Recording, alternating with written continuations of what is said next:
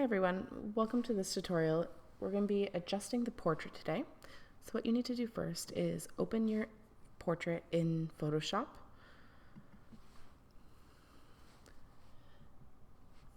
As always, the very first thing that we do is make a duplicate layer. So hit Command J and that's going to create a second layer. We're going to rename this layer Retouch, or RT for short.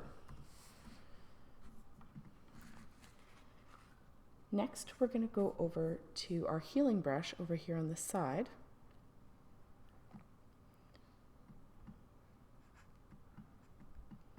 Right here, it's the little band-aid looking one. Make sure it's the healing brush tool and not the spot healing brush tool. The two do very different things.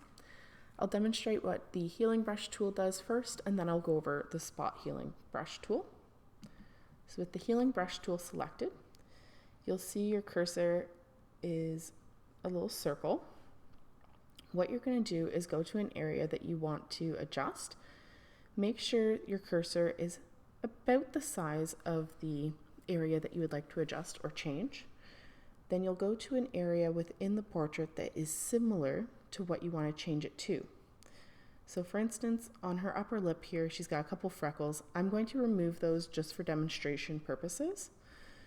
So I'm going to hit Option, and you'll see that my cursor goes to a little crosshatch there, or a little bullseye kind of thing. You're going to, while holding Option, you will click and then go to the area that you'd like to adjust and click on it. And you'll see that spot is now removed. Similarly, you can do this anywhere within the portrait. Not a huge fan of that. There we go. Now I'm going to demonstrate what the spot healing brush tool does. So choosing the spot healing brush tool, that's the little band-aid with the ellipses around it, you're going to just hover over the area that you would like to adjust and just click. And that's going to sample everything from around that area and change it and match the pigments and texture within that area.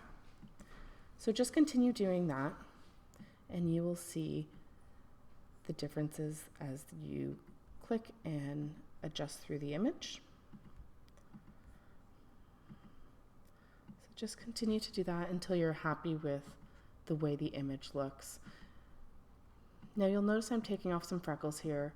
Normally, if my rule of thumb is if it's naturally on the person's face, don't remove it because that's how they normally look.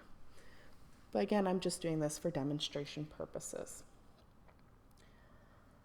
Next, you're going to create a non-destructive dodge and burn layer. Now, if you need to review how to do that, just go into my other tutorial about creating a non-destructive dodge and burn layer.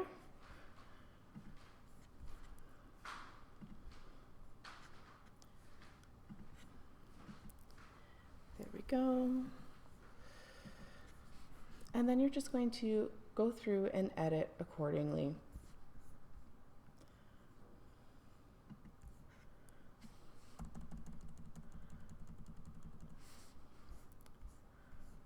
Now, if you remember, you should always be zoomed right in when you're doing edits. And this will allow you for better precision. Now, if any of you have tablets at home, a tablet will work really well for this.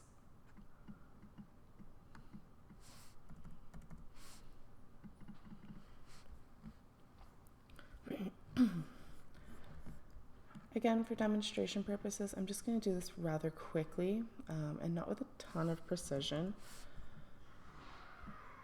but you'll get the idea. Now, one thing I will say, you can really overdo your edits. So when I zoom out, you'll see that she almost looks kind of like a demon because her eyes are super, super white. Now, a good rule of thumb is if the teeth are whiter than the whites of the eyes, it's too much.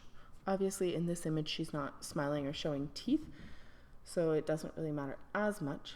But you will notice that the eyes are super white and they look almost overdone. So I'm going to actually reverse that and just make that a little less dramatic. And if you remember, you can do that by changing the exposure or changing the range that you are dodging and burning within.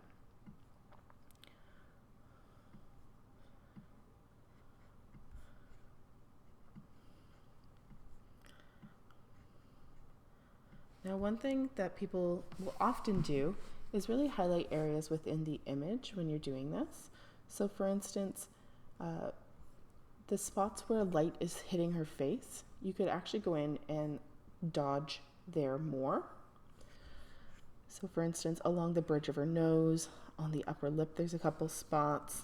This is just going to give you a nice tonal range or tonal area that will really be highlighted.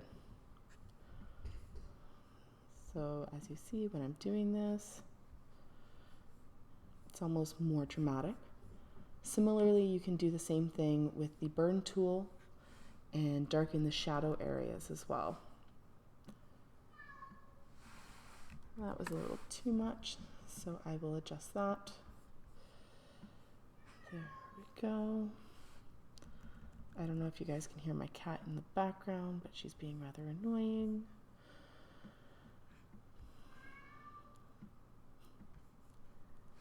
And one thing I like to do is darken the lips. It just gives that wow factor.